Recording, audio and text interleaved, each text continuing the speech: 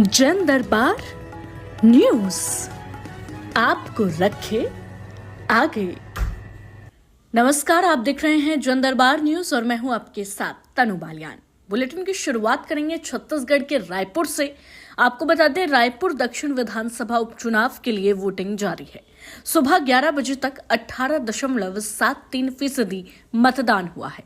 इस बीच नयापाड़ा polling booth के करीब खड़े होने को लेकर भाजपा कांग्रेस कार्यकर्ताओं में बहस हो गई। पुलिस ने दोनों ही पार्टी के कार्यकर्ताओं को वहां से हटा दिया। इससे पहले भाजपा प्रत्याशी सुनील सोनी ने शुभ मुहूर्त में मतदान किया। वहीं कांग्रेस प्रत्याशी आकाश शर्मा ने पंडित सुंदरलाल शर्मा स्कूल में वोट डाला। अश्विनी नगर से रायपुर ग्रामीण विधायक मोतीलाल साहू ने भी वोटिंग की। छत्तीसगढ़ी फिल्मों की एक्ट्रेस मोना सेन ने भी वोट डाला। मठपुरेना पोलिंग बूथ में सुबह लंबी कतार लगी रही। जन दरबार न्यूज आपको रखे आगे। और चलिए बढ़ते हैं अगली खबर की ओर। आपको बता दें, झारखंड के राज्य से बड़ी खबर सामने आ रही है। झारखंड के मुख्यमंत्री ने अपनी पत्नी कल्पना सोरेन के साथ झारखंड असेंबली इलेक्शन 2024 के लिए मतदान किया है।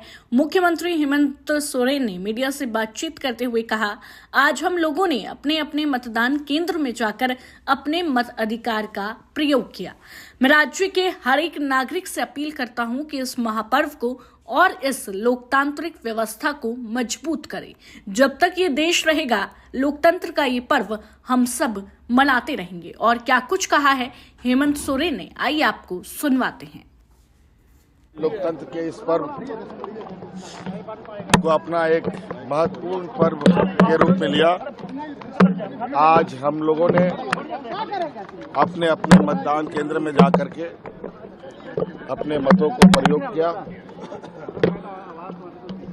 और मैं राज्य के हर एक नागरिक से अपील करता हूं कि इस महापर्व को और इस लोकतंत्र के इस व्यवस्था को हम लोग और मजबूत करें।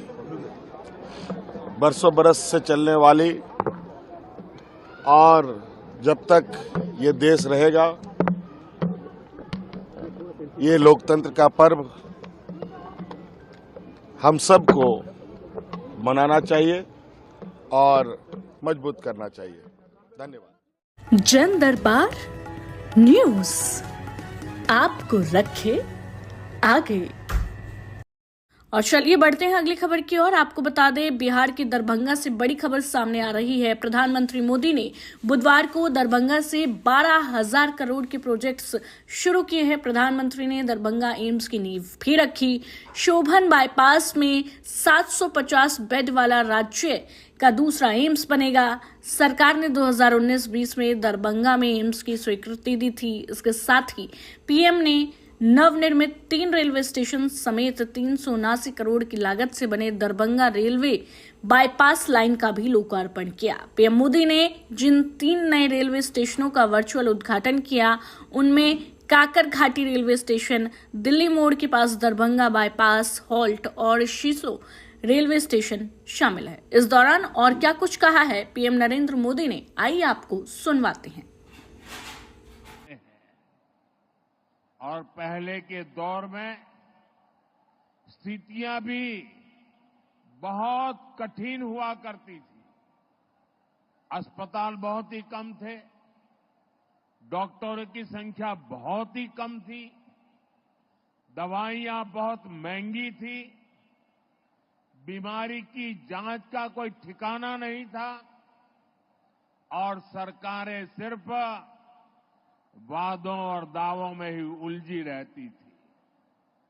यहां बिहार में जब तक नीतीश जी सरकार में नहीं आए थे, तब तक गरीबों की चिंता को लेकर कोई गंभीरता ही नहीं थी। गरीब के पास चुपचाप बीमारी सहने के अलावा और कोई चारा नहीं था। ऐसी स्थिति में हमारा देश कैसे आगे बढ़ता? इसलिए पुरानी सोच और अप्रोच दोनों बदला। जन दरबार न्यूज आपको रखे आगे। चलिए रुक कर लेते हैं अगली खबर का। आपको बता दें, केरल से बड़ी खबर सामने आ रही है। केरल की वायनाड लोकसभा सीट पर आज हो रहे उपचुनाव में सुबह 7 बजे से मतदान शुरू हो गया, जो शाम 5 बजे तक जारी रहेगा। इस चुनाव में कांग्रेस महासचिव प्रियंका गांधी वाड्रा अपने राजनीतिक करियर की शुरुआत कर रही हैं, जो उनके और कांग्रेस पार्टी के लिए एक महत्वपूर्ण अवसर है। इस सीट पर प्रियंका का सीधा मुकाबला बीजेपी की नव्या हरिदास और लेफ्ट डेमोक्रेटिक फ्रंट यानी कि एलडीएफ के सत्यन मौकरी से है। हालांकि चुनावी जानकारों का मानना है कि मुकाबला मुख्य रूप से कांग्रेस और बीजेपी के बीच है। बीजेपी से उनको कड़ी टक्कर मिल रही है। ये उपचुनाव राहुल गांधी के इस्तीफे की वजह से हो रहा है।